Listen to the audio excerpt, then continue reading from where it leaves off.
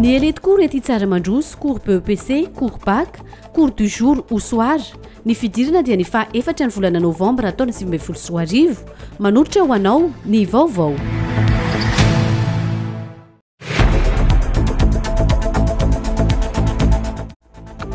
Efa vita tamin'ny alatsinainy tolakandro teo avokoa ny fitsarana ny taratasy mpanodinana rehetra ho an'ny fanadinana baccalauréat ho antsika ato anatin'ny faritany Mahajanga.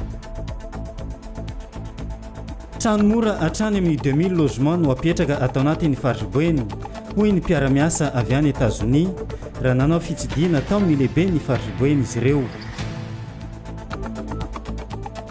Tonga nitsidika ny faritany miaramila faefatra eto Mahajanga ny masovoa Amerikana anio alarobia maraina teo.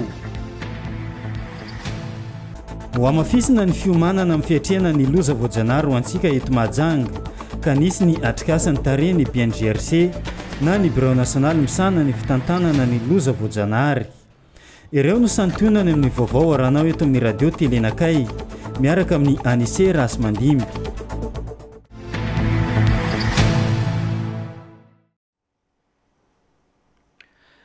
Manasanao avy hatrany anaraka ny Antsebry ambovao hatramin'ny farany eto amin'ny radio telenakay amin'ity antoandro ny alarobia fa 9 ny volana Oktobra taona 2024 ity. Manatitra ny arahaba tompoko lasy tompoko vavy. Vaovao eo amin'ny tontolo ny fampianarana avy hatrany no entintsika isantarana ny fotoana ny fampahalalam-baovao. Vinavinaina ivaly amin'ny sabotsy fa 20 ny volana Oktobra ho avy izao ny valy n'ilay fanadinana ara-panjakana baccalauréat raha ho antsika ato amin'ny faritany Mahajanga. Efa saika vita avokoa ny fanatanterahana ny fitsarana n'ireo taratasy mpanadinana ireo raha ho an'izay baccalauréat izay. Sitraka Rarinjatovy ny teny antoerana niaraka tamin'ny Aldora Kotoarlala. Efa vita tanteraka amin'izao fotoana izao ny fitsarana ireo valim-panadinana ho an'ny fanadinam-panjakana baccalauréat ho antsika eto amin'ny faritany Mahajanga. Efa tafiditra ao anatin'ny solosaina ihany koa ireo rehetra ireo fa ny fanaraha-maso sisa no ataon'ireo tompon'andraikitra. Ny alatsinainy tolakandro teo izy ireo no namarana io fitsarana io raha ny vaovao voaray. Moaly efa vita ny fitsarana zany. Efa presque tafiditra ihany koa zao ny noty fa mbola mandrindra hoe izy anoty tsy tafiditra. Zay zany. Ao ezanay zany mitratrarina le sabotsy 19. Mandritran'izay roa herinandro zay nanahoana fizotran'ny fitsarana tsy dia misy olana avy eo antsika teto. Atsisika, tsisy. Nandeha tsara. Tonga daholo ny mpampianatra natsoina dia nianina fotsiny somary tsy hoe tara moa zany fa zareo maintrano zany. Fa ny maintrano tonga avy hatrany dia sarobonana zany dia fa vita koa fitsarana maintrano. Satria napatara kely anazy le teknika mbola niandry ny teknika satria lavitra be zany maintrano. Izay. Fa izy efa vita daholo ny correction. Efa tafiditra anaty ordinateur daholo note fa en plein vérifier satria indrindra misy zavatra latsaka. Dia reny zany zao nijerena zany androany sirapitso sirafakapitso. Tsy haiko ny revina ny délibération fa ny ainay ato fotsiny zay aloha manamboatra dia arakaraka ny directeur d'office du bac hoe efa vonona izy io dia amizay vao miditra amizay. Araka ny fanambona apetraka ny teo anivon'ny ministera ny fampianarana ambony dia ny sabotsy fa 20 ny volana Oktobra taona 2024 avy izao no ivaly ireo valim-panadinana ireo raha toka mbola natanteraka ny fiodinana faharoa ireo izay tsy ahomby amin'ny fiodinana voalohany izay manomboka ny 7 ka hatramin'ny 4 ny volana Oktobra taona 2024 izay marina fa ho an'ny fampianarana amin'ny ankapobeny ihany. Lafam-baovao hafa kosa indray nisy ny fampanantenana izay nataon'ny filohan'ny Repoblikan'i Madagasikara Andry Nirina Rajoelina mikasika ny fanomezana ny tranomora fanatanterahana n'izany tranomora izany. Isan'ireo voakasika ao anatin'izay ny eto Mahajanga misy indrindra ny fanadihadiana izay nataon'ny mpanao gazety mikasika ny tranomora io. Efa vita tanteraka amin'izao fotoana izao ny fitsarana ireo valim Ampiakatra ny fari-piainan'ny malagasy tsy ankanavaka no tanjony amin'ny fametrahana ny tranomora ato anatin'ny fariboeny miaraka amin'ireo mpiara-miasa avy any États-Unis. Efa nisy ny fionana teo amin'ny tompon'andraikitra misana ny tetikasa sy ny tompon'andraikitra avy anivon'ny fariboeny ary efa nanao fidinana ifotony izy ireo nijery ny toerana anaovana ny tetikasa. misy ny fidinana tety fotony mijery ny toerana afana mametraka ny trano izay amina vidiny mora io izay iarahana amin'ireo mpandraharaha malagasy sy vahiny izay mivondrona moa zany ao anatina groupe izay iarahany mpandraharaha fampiresaka tamintsika teo ka ny anjarany faritra boeny zany dia manao izay anamora ny fafahana mametraka nio trano izay azo vidiny ireo mpiasa-panjakana amina vidiny mora ary izay ho lasa ho azy tanteraka zany io trano io rehefa any orina any. Betsaka ny toerana zany izay niarahana mijery teo fa misy zany ny fandaminana izay napetraka hoe ireo izay sampandraram-panjakana zany miaraka amin'ny mpiasa izay eo amin'ny ao mijery toerana ahafahany zareo mametraka an'io trano mora io zany miaraka amin'ireo mpandraharaha malagasy. Trano atrany amin'ny 2 no aorina raha ny fanazavana noenty ny mpiara-miasa. Io trano io trano moderna fa ny vidiny zany amin'ny fafahany vidiny malagasy amin'le hoe minimum le SMIC zany. Tena hoe le sarambambe bahoaka zay mpiasa ny fanjakana zany dia afaka ny vidin'io trano daholo ary amin'ny vidiny amin'ny mahamora ahafahany manana. Ka ny tanjona zany dia hoe mba hampiakarana ny fari-piainana malagasy.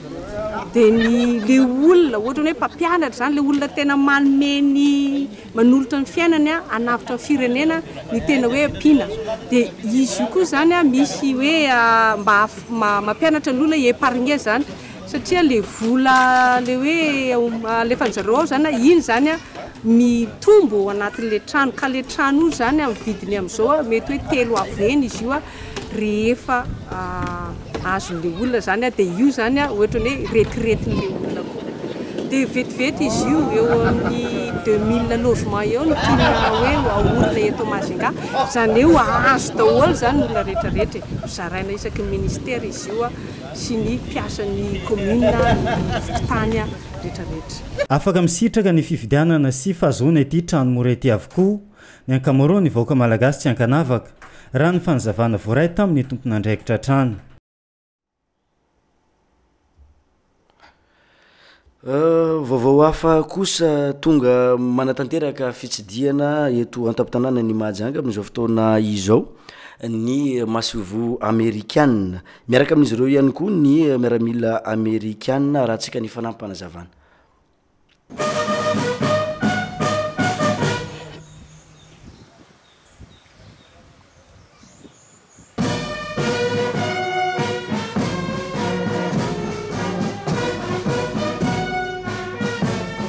Tonga nijery ireo olana sy pitsopitsony rehetra afahana mifanakalotra ikefa tao amin'ny tobony faritany ny miaramila faefatra ny masovony amerikana eto Madagasikara niaraka tamin'ireo miaramira amerikana.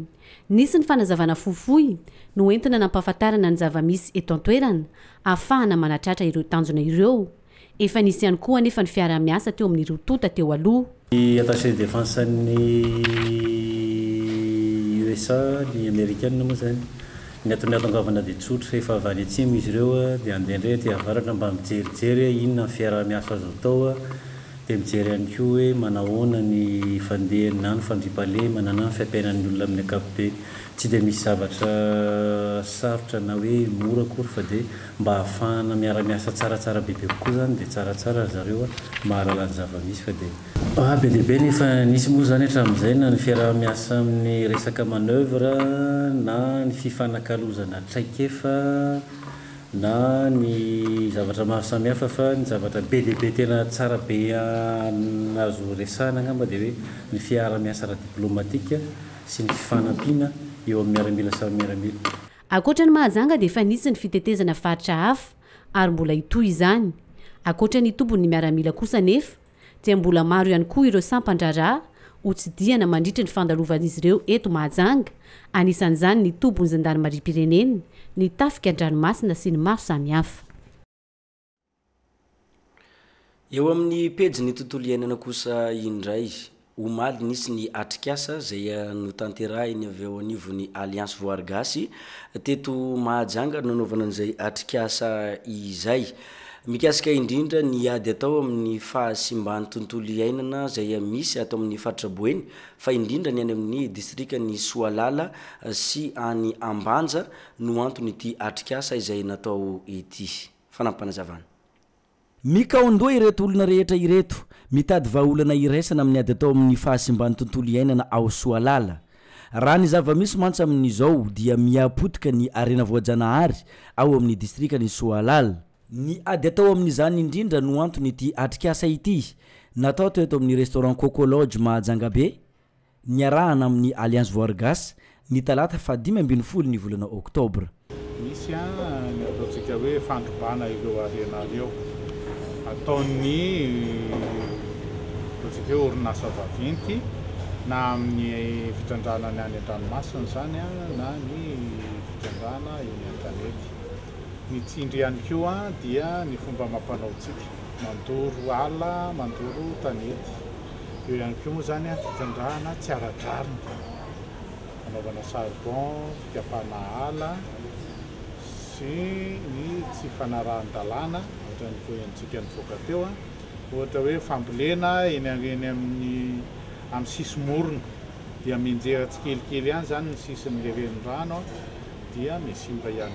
Marina fa tsy mionona ao amin'ny distrikany Soalala irery ihany anefa fa voakasika an'izao atrikasa izao ihany koa ny ady atao amin'ny fahasimbany tontolo iainana eto amin'ny faritra Boeny. Dia izay indrindra zany tena tanjona hoe miezaka mampiray an'ireo sokajin'olona rehetrarehetra ireo ahafahany miara-misaina, miara-midinika hoe inona no mety ho zavatra azo atao ahafahana mitantana an'ireo arena ireo. Raha tsy aivina kely dia ireo endri-tany anankiroa raha ndresahana teo zany hoe ny faritra manodidina ny Soalala sy faritra manodidina ny Ampasidava ny Ambanja io zany dia samy ahitana valan-javaboary, ahitana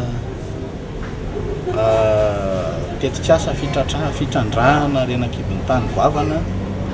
Samy faritra iainan'ireo vondron'olona fotony izay miankina amin'ny arena voajanahary, ny ala, ny jona. Dia miezaka manamafiorina an'ireo olona ireo zany izay miezaka mampifandray an'ireo ary indrindra manome tantsorika ho an'ireo firaisamonim-pirenena mba ahafahan'izy ireo manao ny adisisika. Nisy teto ny fandefasana ny documentaire maneho ny fahasimbany tontolo iainana any Soalala sy Ampasindava ny Ambanja izay novokary ny SRJS. Misy ny filazana zay voarayntsika ao anatin'izao fotoan'ny fampahalalam-baovao izao vakina aminao rehefa avy eo tsika mitohy ny vaovao. AFTP, Atelier de formation technique et professionnelle, mbola mitohy ny fandraisana mpianatra vaovao amin'ny reto taranjam-piofanana arakasa manaraka ireto: mécanique automobile, électromécanique, informatique, formation de technicien polyvalent, pâtisserie cuisine, secrétariat comptabilité, izay manofana anao ho tonga secrétaire na comptable matianina ho an'ny biro-panjakana sy orinasa tsy miankina isan-karazany. Natao ansokajin'olona rehetra ny fiofanana ary voafetra ny isan'ny mpianatra ho raisina, koa aza miandrela ianao sao tara. Adresse AFTP, bâtiment de la Chambre de commerce et d'industrie, eo ankilany Brown Police Mangarivotra.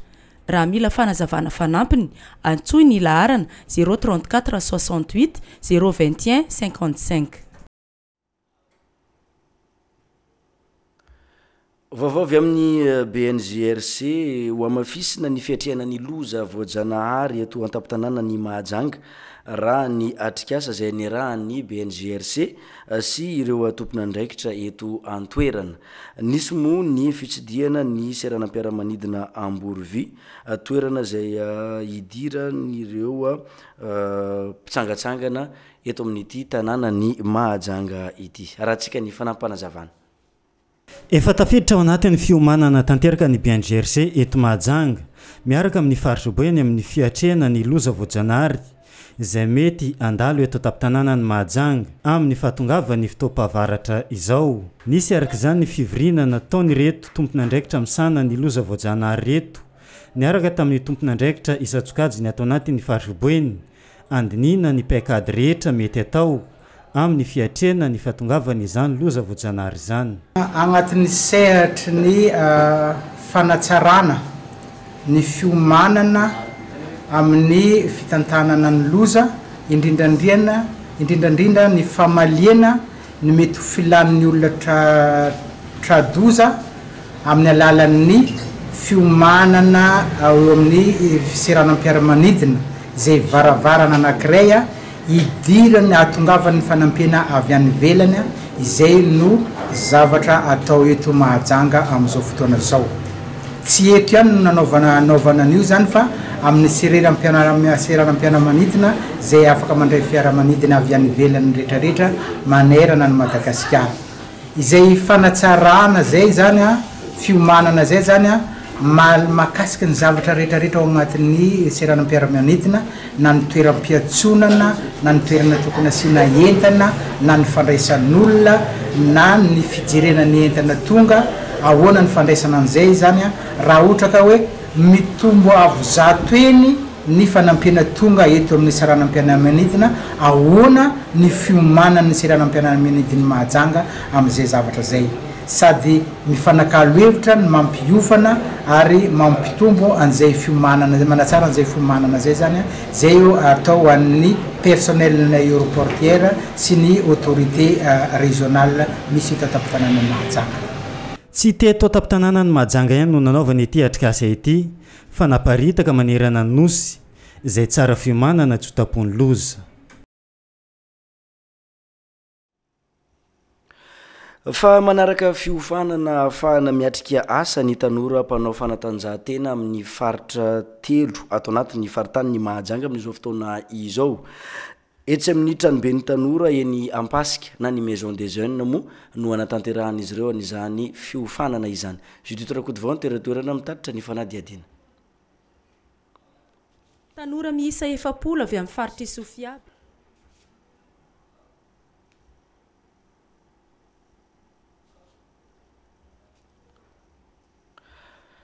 Fa mbola tsy vonona zany ny fanadiadiana mikasika niny fiofanana zay mikasika ny atrikasa ho an'ireo tanora mpanao fanatanjahantena zay amin'ireo faritra telo atao anatin'ny faritany Mahajanga eny amin'izao fotoana izao. Raha ny nambara teo dia eny amin'ny tranon'ny tanora no anatanterahana izany na ny eny amin'ny Maison des Jeunes Ampasika no anaovana an'izay. Alefa eo ihany ny fanadiadiana mikasika an'izay rehefa vonona fa ivadika lafim-baovao hafa isika raha eo amin'ny tontolo ny fifamoivoizana kosa dia misy ny fanamboarana ny lalana zay eny amin'ny lalam-pirenena fa 470 amin'izao fotoana izao.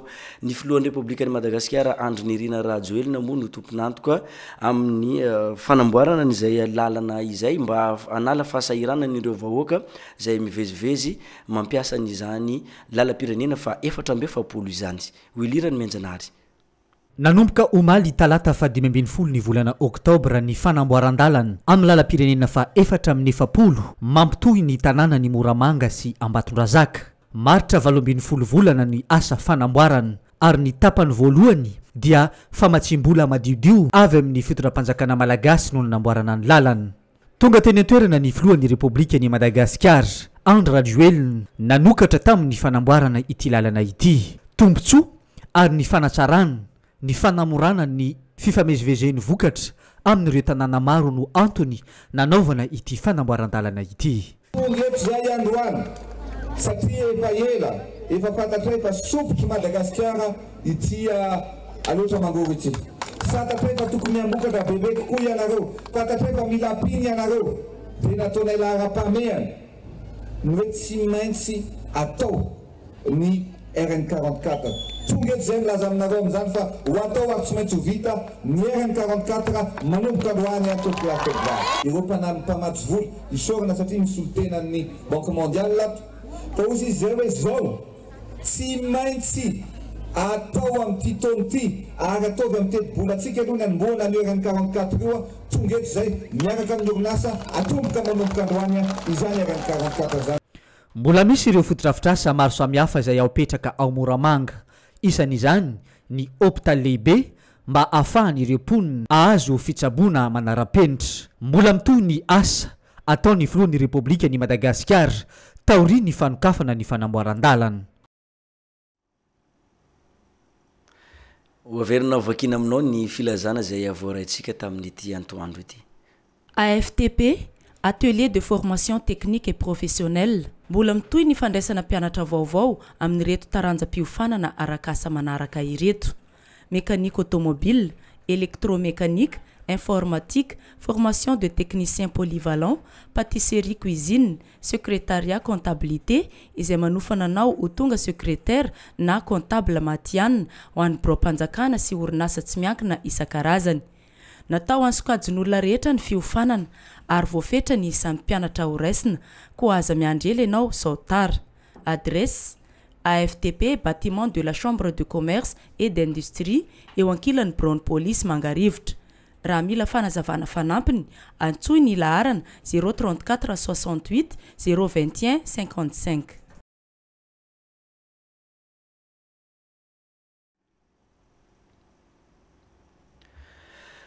Mbola mitoy ny etsika salon de l'étudiant izay karakarainy anjery manontolo ny mahajanga amin'izao fotoana izao eny amin'ny tranobe ny varotra sy ny industria eny amin'ny bord de la mer mo no anatanterahana an'izay.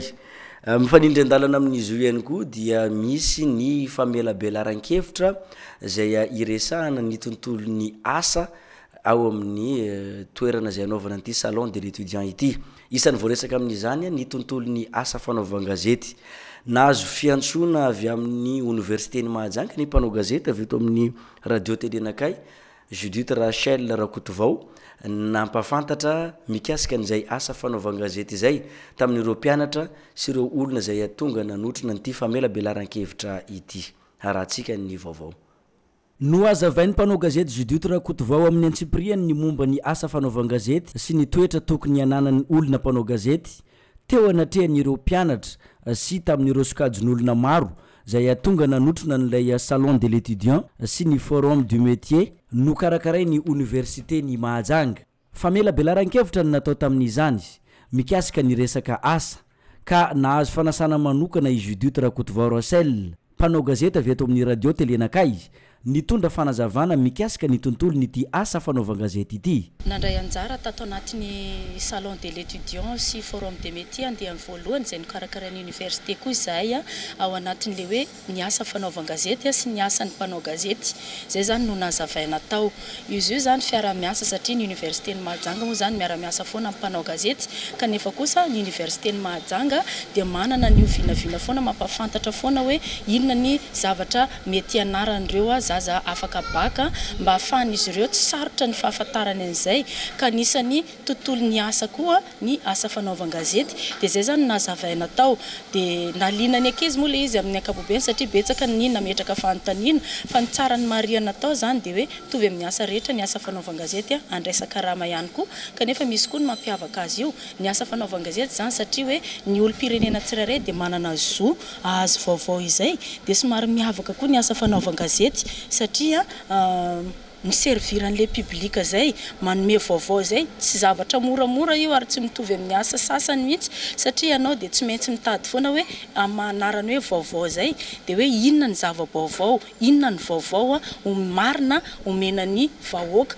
omena ny olona. Dia zay zany nampafantarina an'ireo mpianatra ireo hoe misy toetra tokony ananany izany mpanao gazety izany, misy fianarana tokony andalovan'ny izany mpanao gazety izany, misy zavatra tokony hainy izany mpanao gazety izany ary tsy hijanona eo amin'ny sehatry ny asa fanaovan-gazety fotsiny fa mba mivoaka ohatra hoe nasionaly, sehatra nasionaly, mivoaka amin'ny sehatra iraisam-pirenena mba ho reharehan'le tanàna sy ny toerana hiasana ihany koa ary tombony ho an'ny asa fanaovan-gazety zay satria misy fifandraisana ny mpanao gazety amin'ny sehatra rehetrarehetra afaka miara-miasa ary reny fifandraisana reny zany mbola anatsarana an'izay asa fanaovan-gazety zay avokoa.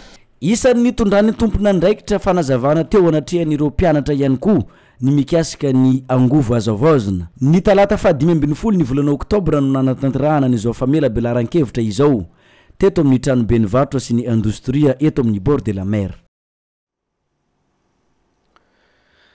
no ny olana ara-teknika no tsy nahafahantsika nanaraka hatramin'ny farany ilay fanadidina mikasika ny fiofanana zay ataon'ireo tanora mpanao fanatanjahantena zay avy amin'ny faritra telo ato amin'ny faritany ny mahajanga teo ilana tsy indrindra tompoko lasy tompoko vavy efa vonona ny fanadidina mikasika an'izay am'izao fotoana izao averina amintsika tanora miisa efapolo avy amin'ny faritra Sofia, Betsiboka ary Avetoboeny no omena fiofanana manokana ho fanatsarana ny sehitry ny asa sy fanamorana ny fitadiavana asa eto amin'ny tranobe ny tanora na Maison des Jeunes Ampasika Mahajanga nanomboka tamin'ny alatsinainy lasa teo.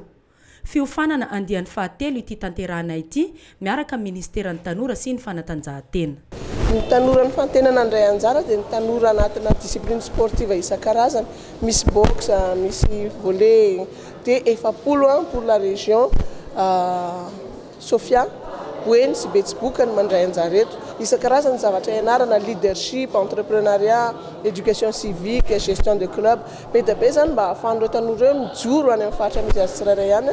Rehefa vita ny formation dia afaka mijoro hoe zany zany antsoina hoe capitaine mahavita azy dia afaka mampianatra ihany koa dia afaka atao modely amin'ny zavatra atao.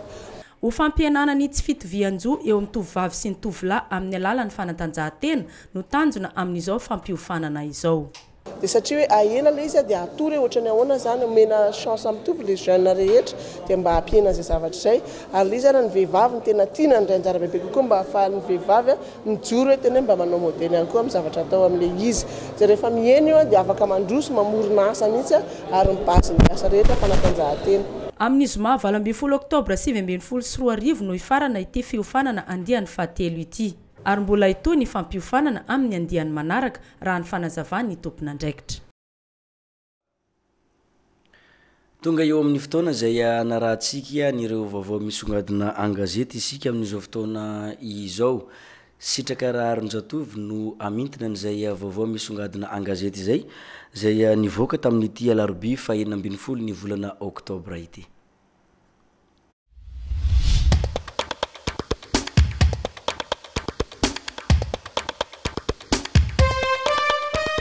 Ireto indray ireo lohateny gazety nisongadina tamin'ny tsy andro ny alarobia fa 12 ny volana oktobra taona 2024 ity toy ny efa mahazatra dia ny gazetiko avy hatrany no etsika niboana azy. Tetikasa tana masoandro miantso ny Flora Joel ho eny Ambotrimanjaka ny ponina ny sabotsy izao izay hitantsika ao amin'ny pejy 5. Député Zotsy Azoenjehina anangana vaomera manokana ny anteny mera-pireneny izay hitantsika ao amin'ny pejy 5 hatrany. Anjanahary maty voatsatoka antsy teo amin'ny tenda ny lehilahy izay hitantsika ao amin'ny pejy 4. Ho an'ny gazety izay zany kosa indray kidnapping Ambohimanga kely tafiakatra folo ny voasambotra izay hitantsika ao amin'ny pejy 2. Analakely sy ny manodidina lalana teny nosikafana mba hanamora ny fifamoivoizana izay hitantsika ao amin'ny pejy 2 hatrany. Ny inana sardine mpizaika ny FLM miisa 450 voan'ny fanabozinana raha-sakafo tany Manakara izay hitantsika ao amin'ny pejy 2. Miarina rivo telo mianaka na tratrarana tao Lapaty Empolo Kilao izay mbola hitantsika hatrany ao amin'ny pejy 2. Ho an'ny gazety tia tanindrazana indray kosa kolikoly 100 miliara efa tafatsokany France ipeta izay hitantsika ao amin'ny pejy 2. Baccalauréat tsy misy ny 2e session ho an'ny teknika izay hitantsika ao amin'ny pejy 2 hatrany. Alajaza teny Ambohimanga kely olona folo voasambotra ao amin'ny pejy 9 kosa no hitantsika an'izay. Analakely karana roa vakilosy tapatongotra izay hitantsika ao amin'ny pejy 5. Ho an'ny gazety taratra indray kosa dia mbola manasongadina ny loza mpifamoivoizana niseho tao Analakely. Loza mpifamoivoizana tetsy Analakely tapatongotra ireo karana mpivady no fahony 4 izay hitantsika ao amin'ny pejy 3. Ministry ny fiarovam-pirenena tokony maty ihany na mpitandro ny filaminana izay hitantsika ao amin'ny pejy 2. Hitaky ny fanalalahana ny toaka gasy ireo député izay hitantsika ao amin'ny pejy 4. Ho an'ny gazety jejo kosa indray Ambohimanga kely hita ilay zaza nangalary ny mpanampy an-trano izay hitantsika ao amin'ny pejy 2. Loza teny Analakely tapatongotra ilay karana vavy izay mbola ao amin'ny pejy 2 hatrany. Ny gazety Bôdy no etsika mamarana azy baolina kitra sy nalohan'ireo mpilalao hatramin'ny volana hôtely izay hitantsika ao amin'ny pejy 5. Kobony nafenina tao ambadiky ny trano fandrona no nambolena rongony izay hitantsika ao amin'ny pejy 4.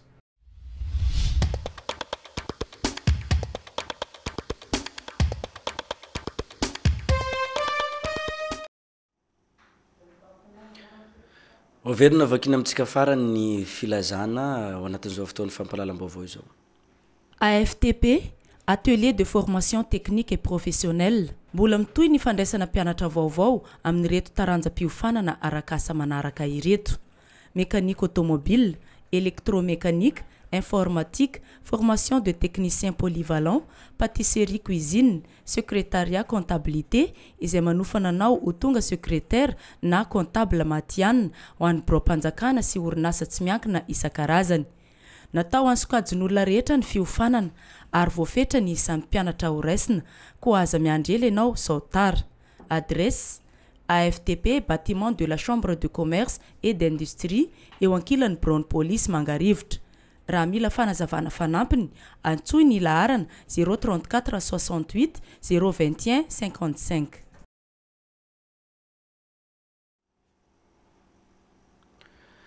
Fa zay ihany koa ny fotoana mampiditra antsika amin'ireo vaovao sy maresaka avy any ivelany izay voareta amin'ity alarobia antoandro ity.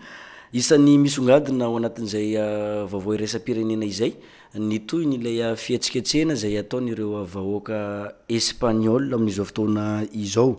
Raha tsy ahivona ny zava-misy dia ny fanagadrana mpanao politika iray izay nataony mpitsara any antoerana no nahatonga n'izao fihetsiketsena nataony vahoaka izao. Misy ny fifandonana eo amin'ny mpitandro ny filaminana sy ireo vahoaka izay amidina andalambe manoloana nyty raharaha ity.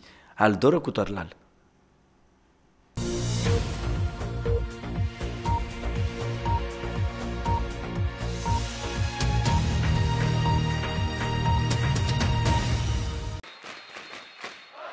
En Catalogne, on ne décolère pas.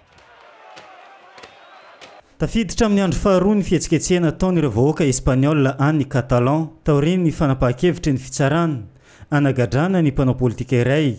Amanarivo ny mpanao fihetsiketsena nidina andalambe naneo ny atezerany ary manohitra ny fanapahan-kevitra izay navoaka ny fitsarana io. Nisy ny fifandonana tamin'izy ireo sy ny polisy tany Espagne. Raha toka anaparitaka azy ireo no tanjony reto polisy reto.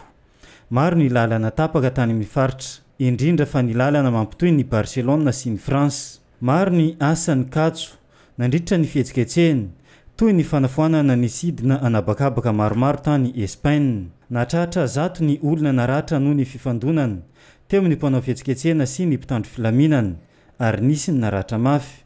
Ankoatr'izay, nisy ihany koa ny olona sasany voatery no samborina noho ny fioaram-pefy nataon'izy ireo. Efa mandeha ny fanadidina ataon'ny fanjakana Espagnol ijerena ny tena mpitarika ity fihetsiketsena ity. Raha ny fantatra dia hitoetra amin'ny zoma izao izany.